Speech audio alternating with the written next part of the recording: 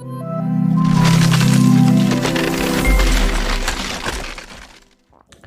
दोस्तों, मैं सौरभ पांडे आपका स्वागत करता हूं निखिल क्लासेस में। अभी हाल ही में उत्तर प्रदेश सरकार एक वैकेंसी लेके आई है, लेखपाल की वैकेंसी, जो कि हमारे ग्रुप सी के तहत आता है और नॉन गेस्टेड पोस्ट है, यानी गेस्टेड पोस्ट नहीं है, वो नॉन गेस्टेड पोस्ट है। Subordinate service selection commission, Uttar Pradesh अधीनस्थ चयन आयोग का ये वैकेंसी है, लेखपाल की वैकेंसी, जो कि अभी हाल ही में जारी हुआ है। तो इसके संबंध में हम लोग कुछ देखेंगे कि इसमें क्या योग्यता है, क्या पद है, कितने पद हैं, उम्र की क्या सीमा है और किस कैटेगरी में कितने पद हैं। इन चीज़ों के अलावा फॉर्म भरने के लिए कौन कौन एलिजिबल है, किसकी क्या अर्हता है, और हम जो परीक्षा का प्रारूप है उसको हम लोग देखेंगे, समझेंगे क्या है कैसे है। तो इसी क्रम में हम लोग देखते हैं कि जो भर्ती विज्ञापन है, विज्ञापन संख्या आपका 1/2022 है, विज्ञापन संख्या है लेखपाल का 1/2022 है, और जिसका नाम क्या है, राजस्व लेखपाल मुख्य परीक्षा, राजस्व लेखपाल है ये। राजस्व लेखपाल का मतलब ये है कि उसकी मुख्य परीक्षा क्यों इसका नाम दिया गया है कि इससे पहले एक परीक्षा हुई थी जो कि आपकी PET, preliminary examination test, PET, उसमें जो पास है वही इस फॉर्म को डालने के लिए एलिजिबल है, इसीलिए इसको मुख्य परीक्षा का नाम दिया जा रहा है। क्योंकि उत्तर प्रदेश सरकार हाल ही में अभी डिसीजन ली है कि जितने भी परीक्षाएं हैं जो कि अभी तक एक दिन के होते, जिनको वनडे एग्जाम बोला जाता था, एक निर्णय ली है कि अब वनडे एग्जाम का कॉन्सेप्ट ही खत्म करना है। हर परीक्षा जो भी होगी, अगर वो वनडे एग्जाम थी यानी एक परीक्षा थी तो उसको 2 परीक्षा करेंगे। अगर जो परीक्षा जो 2 चरण में होती थी, 2 स्टेप में होती थी, उसको 3 परीक्षाएं आयोजित करने की कोशिश कर रही है। क्योंकि जैसे जैसे समय बढ़ रहा है वैसे वैसे लोग धांधली देखने को मिल रही है, इसलिए 2-3 चरण रहेगा तो लोगों को परेशानियां होंगी। तो इस कारण से अब वनडे एग्जाम का कॉन्सेप्ट धीरे धीरे खत्म होने वाला है, तो इसीलिए उसको मुख्य परीक्षा की इसको बोला जा रहा है। दूसरी चीज, राजस्व लेखपाल वहां पे। तो इससे पहले जरा सा हम लोग समझ रहे हैं कि लेखपाल होते क्या है। लेखपाल 2 तरह के होते हैं, जो ग्रामीण परिवेश से संबंध रखते हैं वो लोग जानते होंगे अच्छे से, कि एक होता है चकबंदी लेखपाल और एक होता है राजस्व लेखपाल। चकबंदी लेखपाल का मतलब क्या होता है कि चकबंदी लेखपाल आपका जो गांव में देखेंगे तो किसानों के बहुत सारे खेत वगैरह, छोटा छोटा टुकड़ा कई जगह बिखरा हुआ पड़ा रहता है, तो उन सबको एक इकट्ठा करके करना, वो सारे चक खेतों को जो फील्ड्स होती है छोटी छोटी, उनको चक बोला जाता है। सारे चक को एक जगह इकट्ठा करना वो चकबंदी कहलाती है। तो ये चकबंदी का काम करने वाले लेखपालों को क्या कहा जाता है, चकबंदी लेखपाल कहा जाता है। वो चकबंदी लेखपाल होते हैं, चकबंदी लेखपाल होते हैं। लेकिन एक दूसरे लेखपाल होते हैं राजस्व लेखपाल। राजस्व लेखपाल का काम क्या होता है कि जो भी सरकार की स्कीम है, गवर्नमेंट की जो भी स्कीम है, योजना है, उन सबको ग्राउंड तक पहुंचाने की जिम्मेदारी राजस्व लेखपाल की होती है। तो चकबंदी लेखपाल का इस बार नहीं आया है वैकेंसी, केवल राजस्व लेखपाल का आया है। अंतर क्या होता है इन दोनों में, इसके अलावा अंतर ये होता है कि ये जो इनका केवल चकबंदी का काम होता है, इनका गवर्नमेंट की स्कीम को इंप्लीमेंट करना है। दूसरी चीज, इनकी पोस्टिंग कभी भी अपने गृह जनपद में, चकबंदी लेखपाल की अपनी गृह जनपद में कभी भी पोस्टिंग नहीं होती है। राजस्व लेखपाल जो होते हैं इनकी गृह जनपद में होती है लेकिन अपने ब्लॉक में नहीं होती राजस्व लेखपाल की नियुक्ति। तो थोड़ा सा, और तीसरी चीज क्या है, चकबंदी लेखपाल का जहां जहां चकबंदी होगा वहां वहां इनको भेजा जाता है, इसलिए इनकी पोस्ट चकबंदी लेखपाल वाली ज्यादा ट्रांसफरेबल होती है, ज्यादा इनका ट्रांसफर होता है हर 2 साल 3 साल में। राजस्व लेखपाल में थोड़ा सा स्थायित्व होता है, स्टेबिलिटी होता है कि अपना घर परिवार जिले में अपने लेकर के रह सकते हैं। तो इसलिए राजस्व लेखपाल हमारे लिए बहुत ज्यादा महत्वपूर्ण हो जाता है। इसके साथ ही ये सूचनाएं देने से पहले आपको कुछ चीजें बता दूं कि इनका वेतन वगैरह क्या होता है। तो इनका वेतनमान जो है 5200 से लेकर के 20,200 का ग्रेड पे है, और जिसमें जो सैलरी इनकी बनती है प्रारंभ में 25,000 के आसपास इनकी सैलरी बनती है। तो ये रहा एक थोड़ा सा ब्यौरा लेखपालों का क्या है। अब देख लेते हैं हम लोग कि जो आवेदन की तिथि है लेखपाल की, लेखपाल भर्ती जो उत्तर प्रदेश सरकार लेके आई है, 7 जनवरी से लेकर 28 जनवरी तक हम लोग जो भी एलिजिबल है वो फॉर्म डाल सकता है। 7 जनवरी से लेकर के 28 जनवरी तक लगभग 20 दिन का समय हमको मिला हुआ है। इसके अलावा दूसरा पॉइंट है आवेदन में संशोधन। 28 जनवरी को जब आपका आवेदन भरने का समय सीमा समाप्त हो जाएगी, तो उसमें गवर्नमेंट आपको 4 फरवरी तक कुछ संशोधन करने की भी दी है कि फॉर्म में थोड़ा बहुत अगर कोई गलती हो गई, गलती में भी कुछ चीजें जैसे कि आपका नाम गलती हो गया तब बदल सकते हैं, पिता का नाम गलती हो गया उसको बदल सकते हैं, आपका पता गड़बड़ हो गया तो उसको बदल सकते हैं, और आपका एड्रेस हो गया, इन सब चीजों को जो छोटी छोटी चीजें जेंडर में गड़बड़ी होगी तो उसको बदल सकते हैं। तो कुछ सीमाएं हैं, नाम पिता का नाम, एड्रेस और जेंडर में बदलाव कर सकते हैं। बहुत ज्यादा बदलाव की वो मौका नहीं देगा, इतनी ही चीजें बदल सकते हैं। फीस स्ट्रक्चर जो है आपका 25 रुपया सरकार ले ली है, जबकि इससे पहले हम लोग जो भी टेट का पेपर दिए हैं वो पेट के लिए फीस ऑलरेडी दे चुके हैं। गवर्नमेंट को यहाँ पे कोई फीस रखने की जरूरत नहीं थी, लेकिन फिर भी गवर्नमेंट 25 रुपए रख दी है। सभी कैटेगरी के लिए समान है, सभी कैटेगरी के लिए 25 रुपए, चाहे वो जनरल कैटेगरी में हो, चाहे वो ओबीसी कैटेगरी में हो, शेड्यूल कास्ट में हो, चाहे शेड्यूल ट्राइब्स में हो, सभी के लिए 25 रुपए है। अब बात कर लेते हैं हम लोग पद की, कितने पद हैं हमारे इस विज्ञापन में आए हैं। तो पद अभी तक की यूपी के इतिहास में, मतलब जब भी ये इनकी सरकार बनी थी 5 सालों में, सबसे ज्यादा वैकेंसी ये आई है लेखपाल की। 8000 से अधिक पद है, 8085 पद है। इन पदों को भी कैटेगरी है कि जो अनरिजर्व है उसके लिए 3271 पद दिए गए हैं।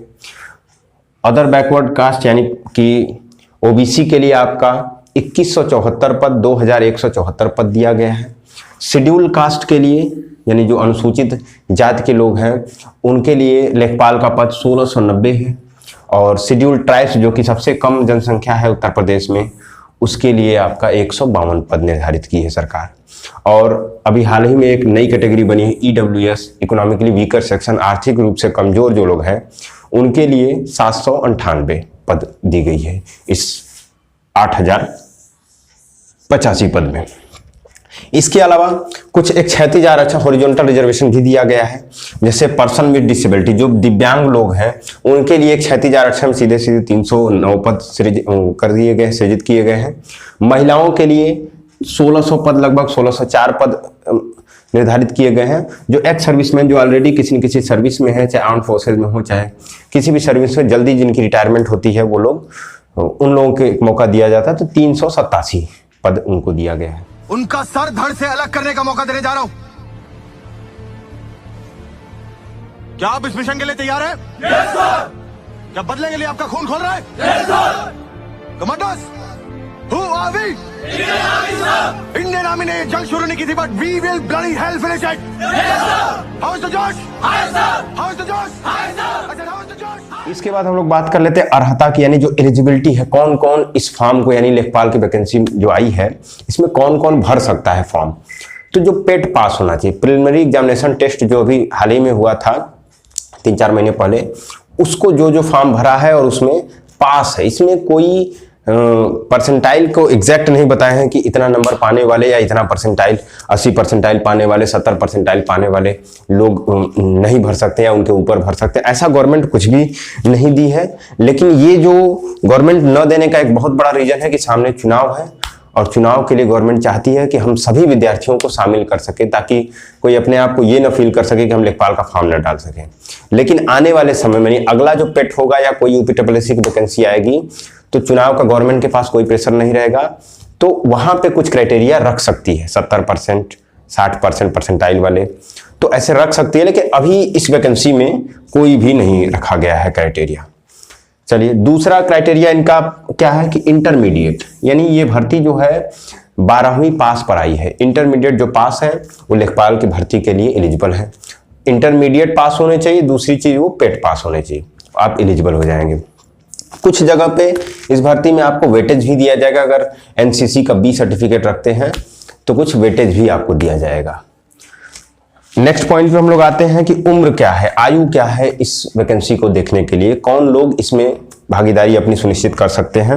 वो है 18 से लेकर के 40 वर्ष, और 1 जुलाई 2021 से आपका 18 वर्ष होना चाहिए, और यहाँ से पहले तक, यहाँ तक आपका 40 वर्ष, इनके बीच में आप रहेंगे तभी आप एलिजिबल होंगे लेखपाल परीक्षा देने, मुख्य परीक्षा देने के लिए। चलिए अब देख लेते हैं नेक्स्ट, परीक्षा योजना कि जो परीक्षा प्रणाली हमारी किस प्रकार से है, ये जो पेपर होगा उसमें क्या क्या पूछा जाएगा, कैसे पूछा जाएगा। तो तो अभी तक जो नोटिफिकेशन में गवर्नमेंट दी है कि परीक्षा जो है एक पाली में आयोजित की जाएगी और इसमें 100 क्वेश्चन होंगे। कितने समय का होगा? तो वो 2 घंटे का होगा। 100 क्वेश्चन 2 घंटे में एक पाली है। और इसमें माइनस मार्किंग की बात कर लें कि जो निगेटिव मार्किंग है वो कितना है, 1/4 है, या अगर पॉइंट में लिखेंगे तो 0.25, 1/4 या फिर 0.25, ये निगेटिव मार्किंग है, जो कि नकारात्मक अंक दिए जाएंगे। अगर आप यानी कि 4 क्वेश्चन गलत करते हैं और एक सही कर देते हैं तो आपका 0 हो जाएगा, मतलब कोई भी आप निगेटिव नहीं पाएंगे। तो 0.25 का जो निगेटिव मार्किंग होता है वो विद्यार्थियों के पक्ष में ज्यादा जाता है, क्योंकि 4 गलत होने पर के चांसेस, अगर उसमें एक भी सही हो जाते हैं तो हमारा काम हो जाता है। तो अधिक से अधिक ऐसे एग्जामों में क्वेश्चन को सॉल्व करनी चाहिए, क्योंकि निगेटिव मार्किंग कम है। अब देख लेते हैं कि 100 क्वेश्चन है तो 100 क्वेश्चन किस किस एरिया से पूछा जाएगा। तो उसके लिए 4 सेक्शन है। पहला हिंदी है, दूसरा मैथ है, तीसरा है आपका जीएस और 4th है आपका ग्राम समाज और विकास। 100 क्वेश्चन है। हिंदी से 25 क्वेश्चन पूछा जाएगा, 25 नंबर का, यानी 1 क्वेश्चन 1 मार्क्स का। गणित से 25 क्वेश्चन और 25 मार्क्स। जनरल स्टडीज जो है आपका सामान्य अध्ययन है, जिसमें 25 क्वेश्चन 25 मार्क्स का पूछा जाएगा। और चूंकि लेखपाल जो होते हैं वो ग्रामीण परिवेश में ही खेतों में काम करते हैं, उनका मापन करते हैं और जो भी चीजें होती हैं वो सब कुछ आपके योजनाएं, कौन सड़क कहाँ जा रही है, तो उसको इम्प्लीमेंट करने के लिए सब नाप जोख उनका काम रहता है। तो ग्राम विकास से संबंधित क्वेश्चन आपको एक सेक्शन रख दिया गया है, 25 क्वेश्चन है और वो भी कितना है, 25 मार्क्स का है। तो ये पूरा आपका वो परीक्षा का योजना है, परीक्षा किस प्रकार से की जाएगी। रही बात इसके सिलेबस की, तो सिलेबस अभी जस्ट आपको स्क्रीन पर शो हो जाएगा कि डिटेल सिलेबस एक से हिंदी का क्या सिलेबस है, मैथ का क्या सिलेबस है, जीएस का क्या सिलेबस है, ग्राम समाज और विकास का क्या सिलेबस है। तो ये चीजें आपको अभी स्क्रीन पर शो हो जाएगी। और इसमें जीएस की बात हम करें तो जीएस में कोई डिटेल सिलेबस नहीं दिया, सबका तो कुछ ना कुछ डिटेलिंग किया है, लेकिन जीएस का कोई भी डिटेलिंग नहीं किया हुआ है। तो हम लोग आने वाले समय में इसकी क्लास लेने वाले हैं, बहुत जल्द शुरू हो रही है। इसी चैनल पर आपको मिलेगा, प्लेलिस्ट में जाएंगे आपको पूरे जीएस की क्लास मिलेगी, चाहे वो हिस्ट्री हो, पॉलिटी हो, ज्योग्राफी हो, इकोनॉमिक्स हो या फिर जनरल साइंस। जो भी विगत वर्ष में क्वेश्चन पूछे गए,